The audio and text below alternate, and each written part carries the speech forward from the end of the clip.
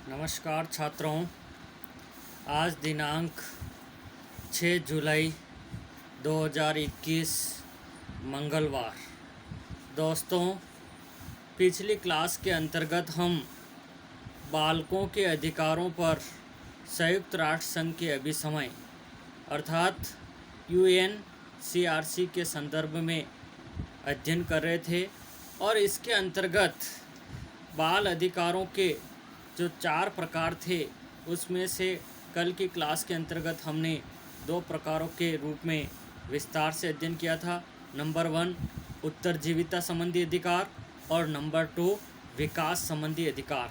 दोस्तों, शिक्षण के कार्य को आगे बढ़ाते हुए आज हम बाकी के जो 2 प्रकार के अधिकार बालकों से संबंधित शेष रह रहे हैं उनके संदर्भ में विस्तार से अध्ययन करेंगे। तीसरा अधिकार है सहभागिता संबंधी अधिकार और चौथा है संरक्षण संबंधी अधिकार। तीसरा है सहभागिता संबंधी अधिकार, पार्टिसिपेशन रिलेटेड राइट्स, यानी कि सहभागिता से संबंधित बालकों के क्या अधिकार होने चाहिए। इसके ऊपर संयुक्त राष्ट्र संघ ने अपने सुझावों को प्रस्तुत करने का प्रयास किया है, जो इस प्रकार है। संयुक्त राष्ट्र द्वारा अपने अभिसमयों में सहभागिता संबंधी बाल अधिकारों का वर्णन भी किया गया है। इन अधिकारों के माध्यम से सामान्य एवं विकलांग बालकों को प्रत्येक सामाजिक, सांस्कृतिक एवं शैक्षिक गतिविधि में सहभागिता का अधिकार मिलेगा। इन अधिकारों का विस्तार से बिंदुवार अध्ययन हम इस प्रकार से कर सकते हैं। इसके अंतर्गत नंबर 1 संघ का सदस्य बनने का अधिकार। बालकों को यह अधिकार होगा कि वह किसी भी वैध संघ का सदस्य बन सकते हैं तथा अपने हितों का संरक्षण कर सकते हैं। वह संघ की सदस्यता ग्रहण करने तथा उसे त्यागने में पूर्ण रूप से स्वतंत्र होंगे। सरकार द्वारा वैध एवं उपयोगी संघों के निर्माण में बालकों की सहायता की जाएगी, जिससे वे अपने अधिकारों का उपयोग कर सके। दूसरा अधिकार है सांस्कृतिक सहभागिता का अधिकार, राइट्स ऑफ कल्चरल पार्टिसिपेशन। प्रत्येक बालक को सांस्कृतिक गतिविधियों में सहभागिता का अधिकार होगा, जैसे विद्यालय में विभिन्न प्रकार के सामाजिक एवं राष्ट्रीय पर्व पर तथा विविध जयंतियों पर सांस्कृतिक कार्यक्रम आयोजित होते हैं, तो प्रत्येक छात्र को उसमें अपनी रुचि एवं योग्यता के अनुरूप सहभागिता के पूर्ण अवसर प्रदान किए जाएंगे। तीसरा अधिकार है सामाजिक सहभागिता का अधिकार, राइट्स ऑफ सोशल पार्टिसिपेशन।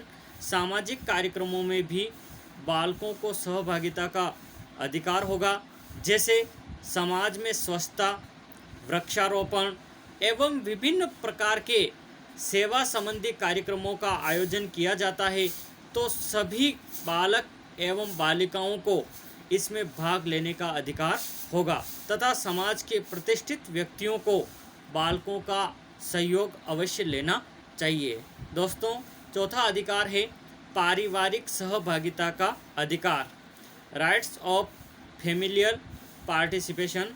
परिवार के सदस्यों को विकलांग एवं सामान्य बालकों को समान रूप से पारिवारिक गतिविधियों में सहभागिता देना चाहिए। इससे बालकों में सहयोग की भावना का विकास होगा तथा विकलांग बालकों में हीन भावना का जन्म नहीं होगा। यानी कि परिवार के अंदर कोई भी कार्यक्रम होता है तो इसमें उनको पूर्ण रूप से सहभागिता लेने का अवसर प्रदान करना चाहिए। अगला अधिकार है शैक्षिक गतिविधियों में सहभागिता का अधिकार। सभी बालक एवं बालिकाओं एवं विकलांग बालक बालिकाओं को पाठ्य सहगामी क्रियाओं में समान रूप से सहभागिता का अधिकार होगा। इसके लिए शिक्षकों को पाठ्य सहगामी क्रियाओं के संगठन, निर्धारण एवं संचालन के संदर्भ में सभी छात्रों के विचार जानने चाहिए। इससे प्रत्येक छात्र को अपनी रुचि के अनुरूप पाठ्यक्रम सहगामी क्रियाओं में सहभागिता के अवसर प्राप्त हो सकेंगे। अगला अधिकार है राजनीतिक सहभागिता संबंधी अधिकार, पॉलिटिकल पार्टिसिपेशन रिलेटेड राइट्स बालकों को राजनीतिक सहभागिता से संबंधित कार्यक्रमों को संपन्न करने का अधिकार है। जैसे विद्यालय में छात्र छात्राएं बाल संसद का निर्माण कर सकते हैं तथा इसमें बालकों के उन्नयन के लिए प्रस्ताव पास करना तथा विचार विमर्श की प्रक्रिया संपन्न कर सकते हैं। इससे उनमें राजनीतिक सहभागिता की समझ विकसित होगी। अगला अधिकार है दोस्तों वैचारिक गतिविधियों में सहभागिता का अधिकार। Rights of participation in view related activities.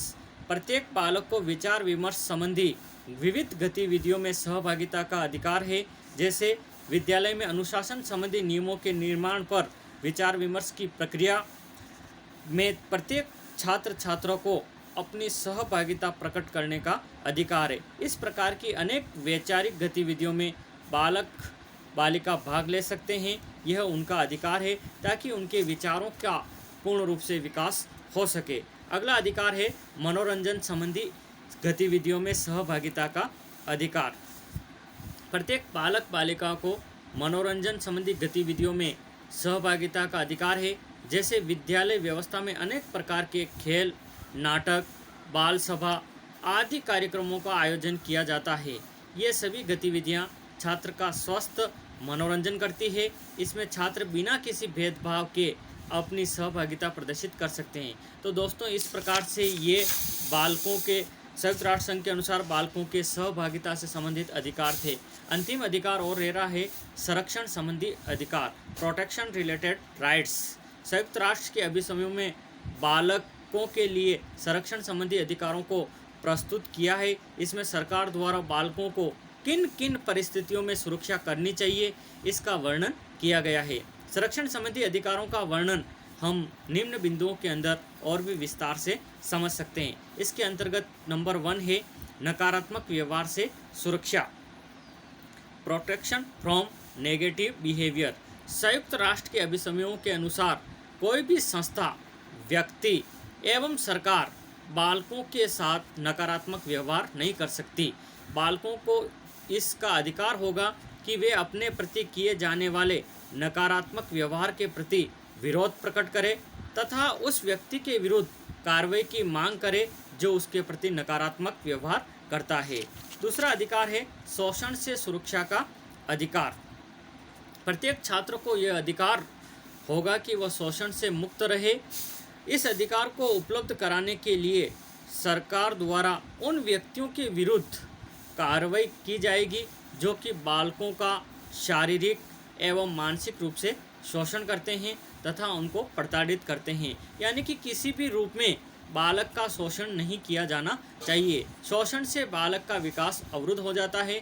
इसलिए संयुक्त राष्ट्र संघ ने भी बालकों को ये अधिकार दिया है कि वह शोषण के खिलाफ अपनी सुरक्षा कर सकते हैं। तीसरा अधिकार है दोस्तों दुर्व्यवहार से संरक्षण का अधिकार। यानी कि कोई व्यक्ति उनके साथ दुर्व्यवहार, बुरा बर्ताव करता है तो उससे संरक्षण का भी उस बालकों को अधिकार प्रदान किया गया है। प्रत्येक बालक को यह अधिकार होगा कि कोई व्यक्ति या संस्था उसके साथ दुर्व्यवहार न करे। इसके लिए सरकार को यह व्यवस्था करनी चाहिए कि किसी भी प्रकार से बाल अधिकारों का हनन हो तथा बालकों को किसी के द्वारा मानसिक एवं शारीरिक प्रताड़ना दी जा रही है तो उसके विरुद्ध कार्रवाई करे। यदि कोई व्यक्ति ऐसा करता है तो उसको इस कार्य को करने से रोका जाए।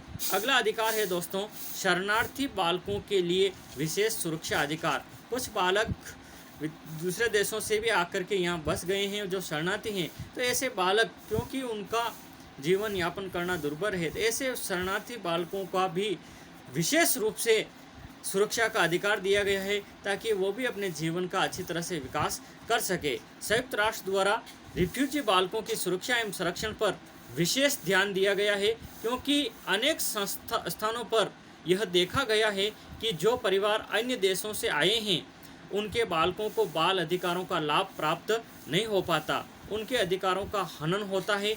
इसलिए ऐसे बालकों के अधिकारों के प्रति सरकारों को विशेष रूप से जागरूक होना चाहिए ताकि इन बालकों को किसी भी प्रकार की समस्या का सामना न करना पड़े। अगला अधिकार है दोस्तों न्याय व्यवस्था संबंधी अधिकार। संयुक्त राष्ट्र द्वारा बालकों के लिए पृथक न्याय व्यवस्था का अधिकार दिया गया है। बालकों के लिए अलग से बाल न्यायालयों की स्थापना भी की गई है। उनके विरुद्ध आरोपों की सुनवाई सामान्य न्यायालयों में न होकर किशोर अपराध न्यायालयों में होगी। उनके द्वारा किए गए अपराध की परिस्थिति एवं कारणों को देखा जाएगा। उनको जेल में न रख करके बाल सुधार गृह में रखने की व्यवस्था की जाएगी। यानी कि कोई बालक इस प्रकार का कोई कृत्य करता है तो गवर्नमेंट उसको बाल सुधार न्यायालय के द्वारा उसके अंदर सुधारात्मक व्यवहार लाने के लिए ऐसे सुधारात्मक गृह में रखा जाता है, बाल सुधार गृह में, ताकि वो सही रास्ते पर आकर के जो गलत कृत्य वो कर रहा था उससे मुक्त हो जाए और अपने जीवन का विकास कर सके। ऐसे न्यायालयों की व्यवस्था भी की गई है। अगला अधिकार है दोस्तों बाल श्रम से संरक्षण का अधिकार। ये हमारे देश की सबसे बड़ी समस्या है, क्योंकि आप और हम जानते हैं कि हमारा देश की अधिकांश आबादी गरीबी रेखा से नीचे जीवन यापन करती है। तो परिवार के सदस्य अपने आजीविका में सहायक बनाने के लिए जो बच्चे होते हैं उनको भी कार्यों के अंदर लगा दिए जाते हैं, जबकि उनके पढ़ने की आयु होती है। ऐसे बालकों को कार्यों के अंदर ठूंस दिया जाता है या किसी ठेकेदारी प्रथा के अंदर उनको दे दिया जाता है, ताकि उन बालकों का विकास पूर्ण रूप से अवरुद्ध हो जाता है और परिवार को कुछ सहायता मिलती है। तो ऐसे बालक जो बाल बचपन से ही अपने जीवन का विकास को अवरुद्ध कर देते हैं, ऐसे बाल श्रम को रोकने एवं उसके संरक्षण के लिए भी हमारी गवर्नमेंट ने कई प्रकार की व्यवस्था की है। बालकों को कारखानों एवं जोखिम से भरे कार्यों में नहीं लगाया जा सकता। यदि कोई बालक इस कार्य को विवशता के आधार पर कर रहा है, ये विवशता से मेरा तात्पर्य ये है कि उस गरीबी के कारण कर रहा है, तो उस व्यक्ति को दंडित किया जाएगा जो व्यक्ति उस बालक से इस प्रकार का कार्य करवाता है, जिसने बालक को कार्य करने के लिए विवश किया है। इस प्रकार सरकार द्वारा बालकों के अधिकारों की सुरक्षा विविध कानून बना करके की जाती है। अगला अधिकार है दोस्तों हिंसा से सुरक्षा का अधिकार। संयुक्त राष्ट्र संघ ने स्पष्ट किया कि विविध प्रकार की हिंसात्मक गतिविधियों में बालकों को सर्वाधिक हानि होती है। ऐसी कोई गतिविधियां होती है तो निश्चित रूप से सबसे ज़्यादा यदि परिवार के किसी सदस्य की हिंसात्मक गतिविधियों के आधार पर मृत्यु होती है तो उसका प्रभाव भी बालक के ऊपर पड़ता है। इसलिए अतः युद्ध के समय, गृह युद्ध के समय एवं आतंकवादी हमले आदि में बालकों की विशेष सुरक्षा की जाए।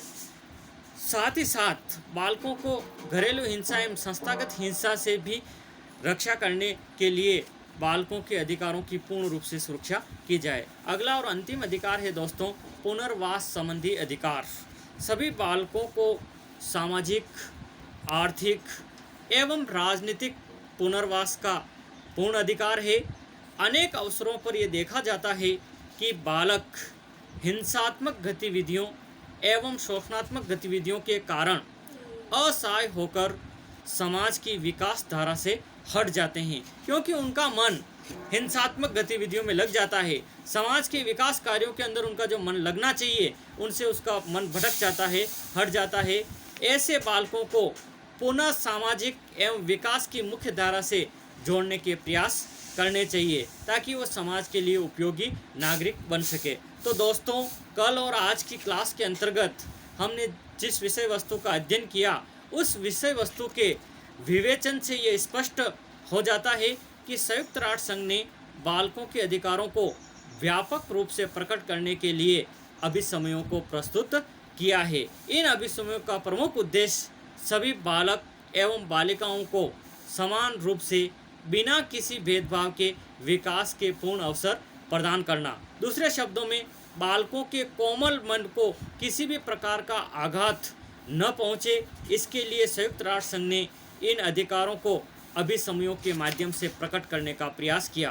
संपूर्ण विश्व के देशों से ये अपेक्षा की गई है कि वे अपने सामान्य एवं विकलांग बालक बालिकाओं को समान रूप से अधिकार एवं सुरक्षा प्रदान करें, ताकि बालक अपने जीवन का अच्छी तरह से विकास कर सके। धन्यवाद दोस्तों। आगे की क्लास के अंतर्गत जब भी हम मिलेंगे तो विकलांग व्यक्तियों के लिए राष्ट्रीय शिक्षा नीति 2006 की जो प्रावधान किया गया है उस विषय वस्तु के ऊपर हम दृष्टि डालने का प्रयास करेंगे, विस्तार से अध्ययन करेंगे। आज की क्लास के अंदर इतना ही। जय हिंद, जय भारत, धन्यवाद।